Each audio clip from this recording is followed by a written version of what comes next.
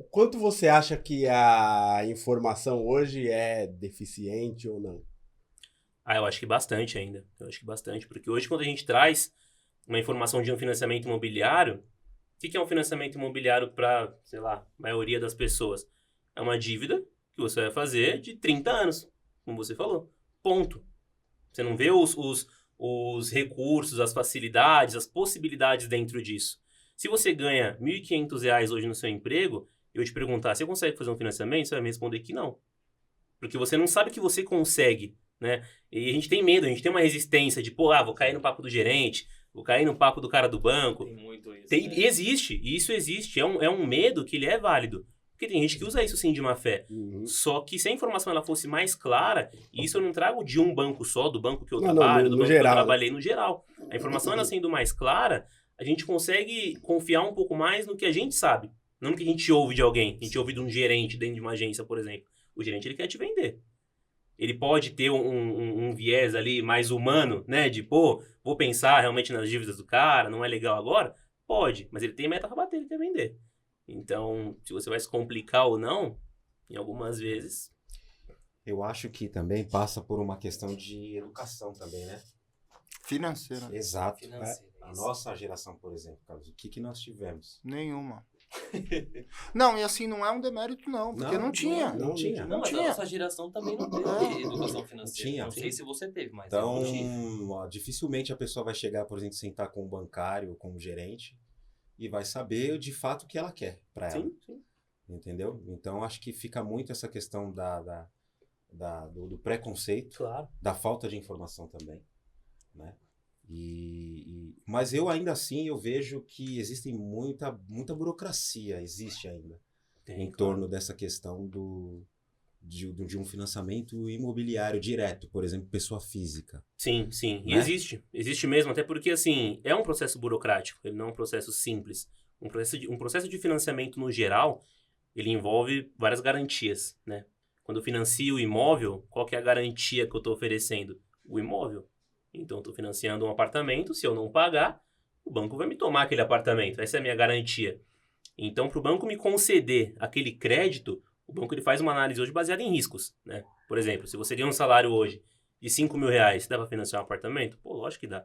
Só que se você ganha um salário de 5 mil, você tem 3 consignados, 2, sei lá, pensão alimentícia, o banco vai te conceder o financiamento? Pode ser. Só que ele vai jogar os juros lá em cima, porque o risco é maior. Então o banco vai falar, não, eu vou liberar o crédito para esse cara, mas eu vou fazer ele me pagar uma dívida 3 vezes maior. Porque se der alguma coisa errada, eu vou tomar tudo de volta. Entendeu? Então, é um processo burocrático. Um financiamento direto hoje de pessoa física, por exemplo, o banco hoje ele gira o dinheiro muito rápido e muito fácil, né? Então, hoje, você com a sua construtora vai subir um prédio por meio de e o banco vai subsidiar aquela obra, né? Como é que o banco vai subsidiar a obra do prédio que você está subindo? Por meio das vendas, né? O banco ele tem hoje um crédito, lógico que ele já vai te conceder para começar, mas as vendas que vão bancar essa obra.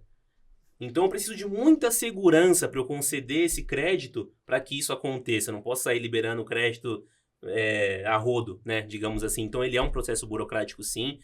Hoje você, como banco, para conceder um financiamento, você precisa oferecer várias garantias para quem está financiando.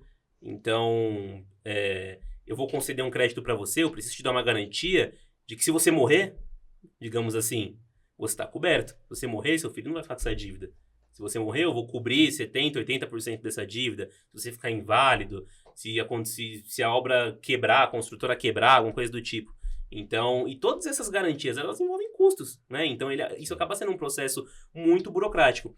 O que acaba deixando as pessoas com medo, né? De, putz, é muito difícil. Sim. E você acaba deixando pra lá, já que é muito difícil, entendeu? E a comunicação, ela não é muito clara. Não é muito fácil você ver hoje na televisão, por exemplo, falando de financiamento imobiliário. Você vê uma propaganda de um banco ou outro falando de feirão de financiamento. Ah, vem aqui que a gente financia em 1 milhão de vezes. Só que, tá, e aí? Que mais? Como é que funciona? Mas a propaganda é o foco na venda, né? Isso, Ela o comercial. Ela só tá anunciando um produto, Exatamente. não tá entrando nos detalhes do produto. Exato. E se você for lá no banco, ou na construtora, no stand de vendas ou algo do tipo para comprar, ele não vai falar, senta aqui, deixa eu te falar como é que funciona um financiamento imobiliário.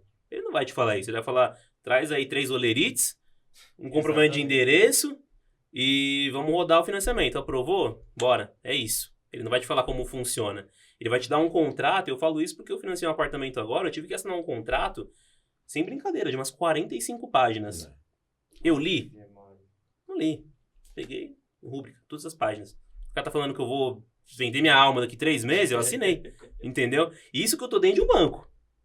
E eu sei que tem muita coisa ali nas entrelinhas. E eu assumi esse risco. Imagina a pessoa que mal sabe como funciona. Então a pessoa ela se cansa antes de começar, ela nem vai atrás, entendeu?